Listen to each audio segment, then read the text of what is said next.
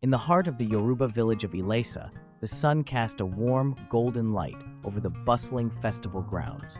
The air was alive with the sounds of drumming, the aroma of spicy jollof rice, and the sight of villagers dancing in colorful attire. The festival was a celebration of the harvest, with traditional music echoing through the village and vibrant decorations swaying in the breeze. Abe, a young man in his early 20s, stood on the edge of the festivities, his eyes drawn to the graceful movements of the dancers. He wore a brightly colored shirt adorned with intricate beadwork and a head wrap that signified his status in the community. Despite the lively atmosphere, Abe felt a pang of longing. His gaze fell on Bimpe, Yomi's younger sister, who was dancing gracefully in a beautiful, flowing gown. Bimpe was the picture of elegance, her gown shimmering with intricate beadwork and her hair adorned with delicate ornaments. Her laughter and joy were infectious, drawing Abe's eyes to her again and again. Yomi, Abe's close friend and Bimpe's protective older brother, watched from a distance, his expression a mix of pride and concern. As the night wore on, Abe and Bimpe's paths crossed when Abe was tasked with fetching drinks from a nearby stall. Their hands brushed as they reached for the same cup, and they shared a shy, warm smile. There was an instant connection between them, a spark that neither could ignore. In the weeks following the festival, Abe and Bimpe's connection grew stronger. They began to meet in secret, finding solace in a secluded grove on the edge of the village. This hidden spot, surrounded by tall trees and vibrant flowers, became their sanctuary. Here they would talk for hours about their dreams and aspirations, their voices a soft whisper against the backdrop of nature. Abe, despite his initial hesitation, found himself falling deeply in love with Bimpe. Her intelligence, kindness, and grace enchanted him. Bimpe, in turn, was captivated by Abe's charm and sincerity. Their stolen moments in the grove were filled with laughter, shared dreams, and tender glances. One evening, as the sun set and the sky turned shades of pink and orange, Abe and Bimpe sat together, their fingers intertwined. They spoke of their future together, imagining a life where they could be free from the constraints of tradition. Yet, despite their growing love, they knew that their relationship was fraught with danger. Bimpe's parents, traditional and respected members of the village, discovered her secret when her pregnancy became evident. The once joyful home now felt like a place of despair. Bimpe's mother, dressed in traditional attire with intricate beadwork, wept silently, her hands clasped in anguish. Her father, wearing a regal robe and carrying a ceremonial staff, sat with a stern, heartbroken expression. The news spread quickly through the village, and the gossip became unbearable. The villagers, adhering to their traditions and values, reacted with judgment and scorn. Bimpe's family faced shame and ridicule, their social standing tarnished by the scandal. Yomi, Bimpe's brother, was overwhelmed with anger and betrayal. He felt that Abe had dishonored their family and disrupted the harmony of their village. His emotions were a storm of rage and disappointment, and he vowed to confront Abe, whose actions had led to this turmoil. The confrontation between Yomi and Abe was intense and dramatic. In the village square, surrounded by an audience of concerned villagers, Yomi, dressed in traditional warrior attire, confronted Abe with fiery anger. The square, usually a place of celebration, now felt charged with tension. Yomi accused Abe of betrayal, and the situation quickly escalated. In a fit of rage, Yomi attempted to attack Abe, his face twisted with fury. The village elders, wearing their ceremonial attire and carrying symbols of their authority, intervened to prevent further violence. Abe, now facing the wrath of his friend and the community, was forced into exile. The elders escorted him out of the village, his face a mixture of regret and sorrow. The once close bond between Abe and Yomi was shattered, leaving both men to grapple with the consequences of their actions. Bimpe gave birth to her child, a beautiful baby girl, in the midst of her turmoil. The scene is set in her modest home, where Bimpe, despite her difficulties, radiates a sense of determination. Her baby's arrival brought a mix of joy and additional challenges. Bimpe, now a single mother, faced the stigma and the weight of her family's disapproval.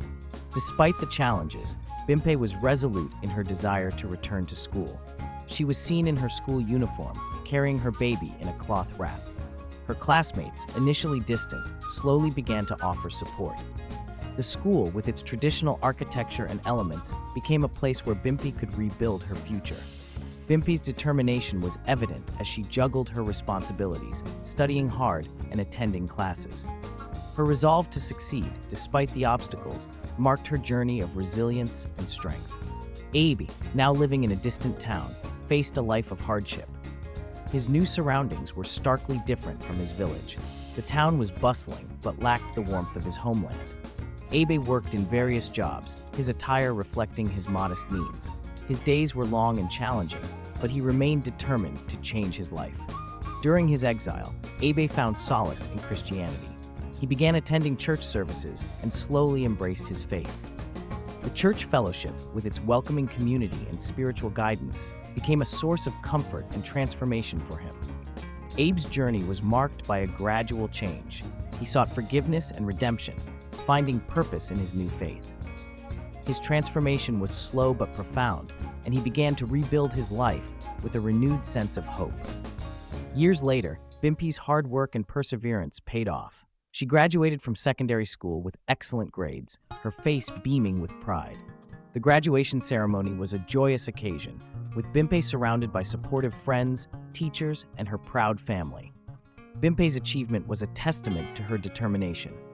Her parents, although still grappling with the past, recognized her strength and dedication. Bimpe received an admission offer to university, marking a new chapter in her life. At the university, Bimpe continued to excel academically and embraced her Christian faith.